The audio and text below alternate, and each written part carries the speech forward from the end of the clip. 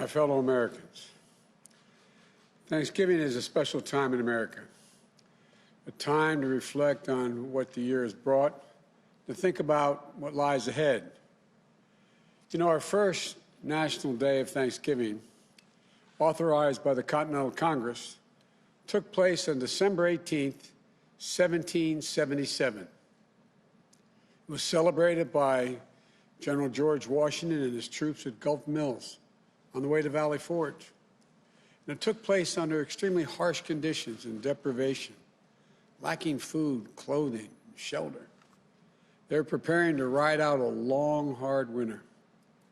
And today, you can find a plaque in Gulf Mills marking that moment. Here's what the plaque reads. It says, "This Thanksgiving, in spite of the suffering, showed the reverence and character that was forging the soul of a nation."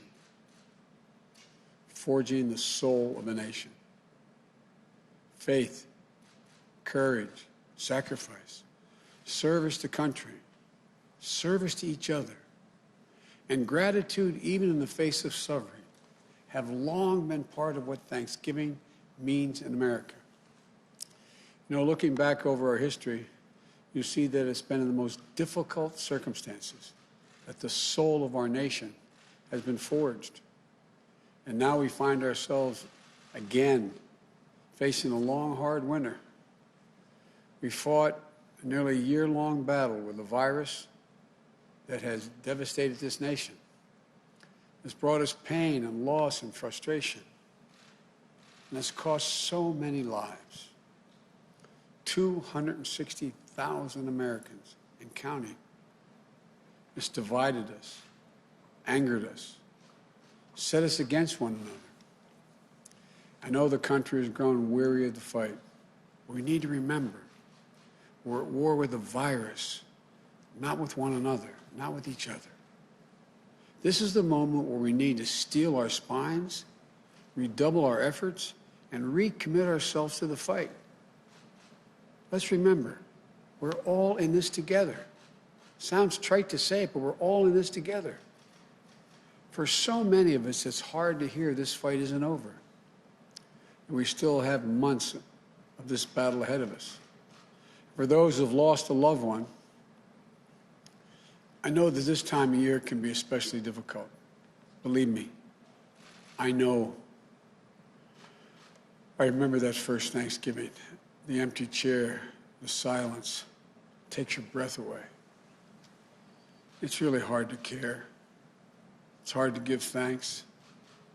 It's hard to even think of looking forward. And it's so hard to hope.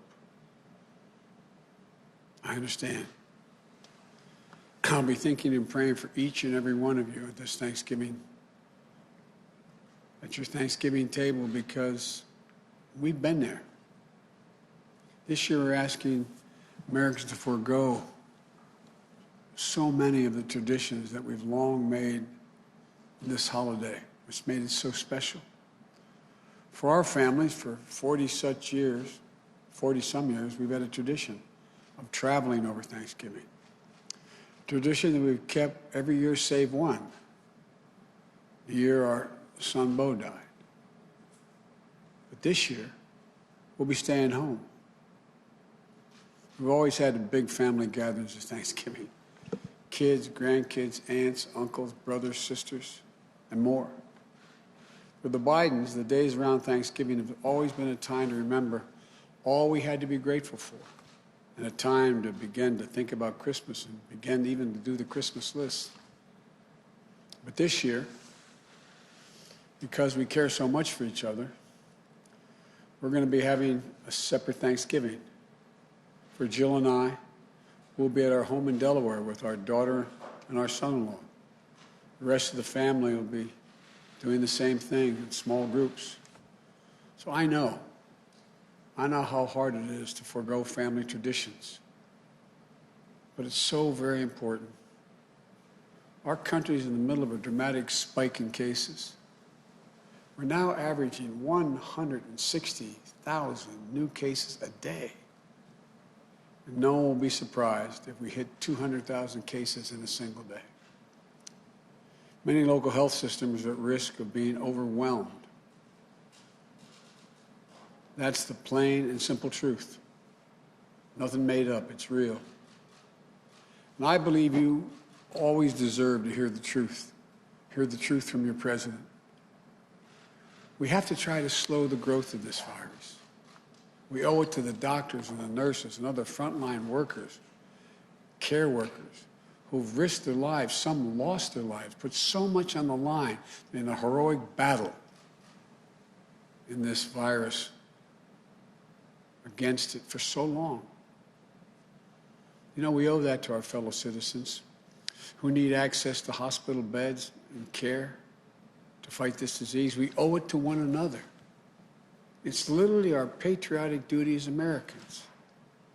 It means wearing a mask, keeping social distancing, limiting the size of any group we're in.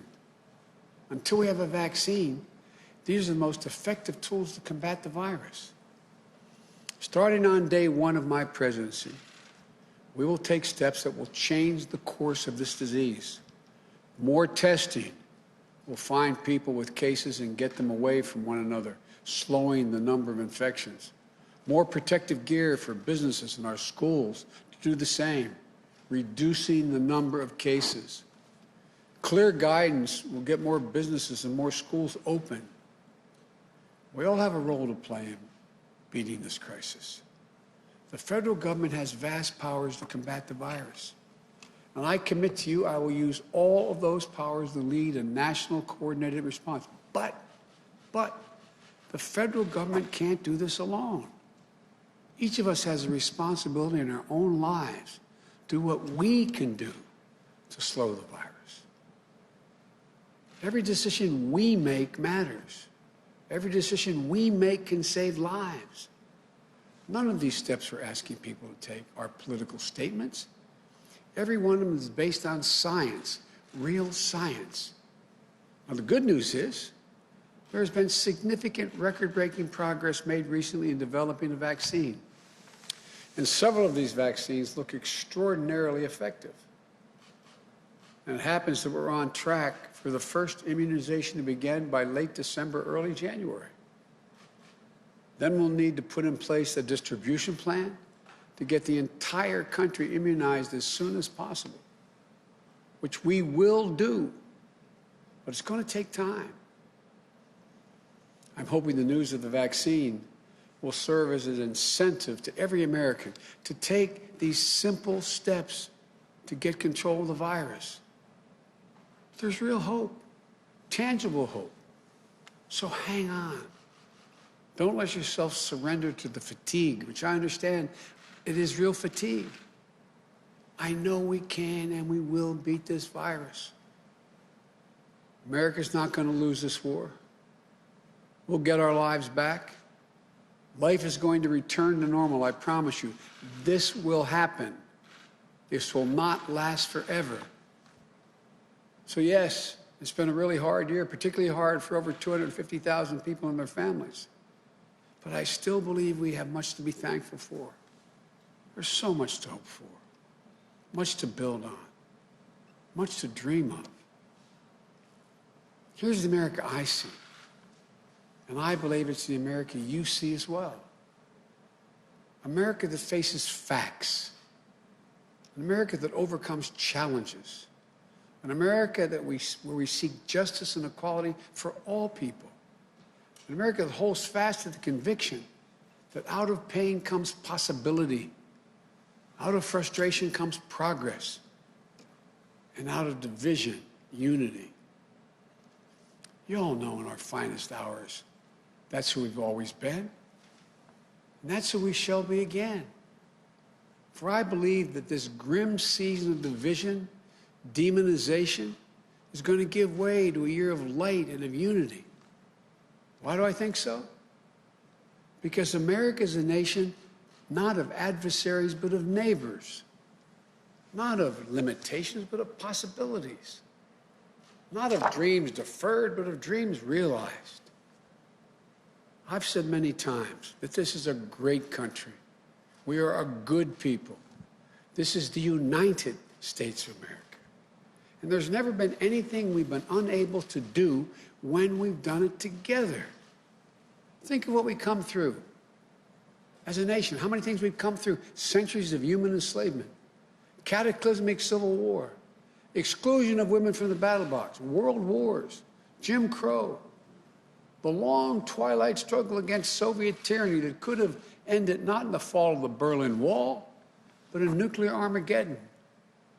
Look, I'm not naive.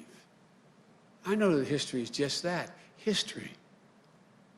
But to know what came before, what's come before, what's happened before, can help arm us against despair. Knowing that previous generations got through the same universal human challenges that we face. The tension between selfishness and generosity, between fear and hope, between division and unity. And what was it that brought the reality of America into closer alignment with the promise of reality, justice, and prosperity? Sounds corny, but it was love, plain and simple. Love of country. Love of one another. We don't talk much about love in our politics. The political arena is too loud, too angry, too heated. To love our neighbor as ourselves is a radical act. It is what we're called to do. We must try. For only in trying, only in listening, only in seeing ourselves as bound together in what Dr. King called the mutual garment of destiny, can we rise above divisions and truly heal. Look, we all know America's never been perfect, but we've always tried to fulfill the aspiration of the Declaration of Independence, that all people are created equal, created in the image of God, and that we've always sought to form a more perfect union. What should we give thanks for this season? Well, first, let's be thankful for democracy itself. In this last election, the one that just took place, we've seen record numbers of Americans exercise their most sacred right, that of the vote, to register their will at the ballot box. Think about that. In the middle of a pandemic, more people voted this year than have ever voted in the history of the United States of America. Over 150 million people cast a ballot. Simply extraordinary. Many of them waiting in line 5, 6, 7, 8 hours to vote. If you want to know what beats deep in the heart of America, it's this: democracy. The right to determine our lives, our government, and our leaders. The right to be heard. Our democracy was tested this year.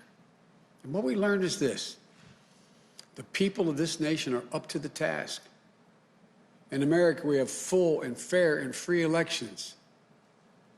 And then we honor the results. The people of this nation and the laws of the land won't stand for anything else. Through the vote, the noblest instrument of nonviolent protest ever conceived, we remained anew and were reminded anew that progress is possible, that we the people, have the power to change what Jefferson called the course of human events.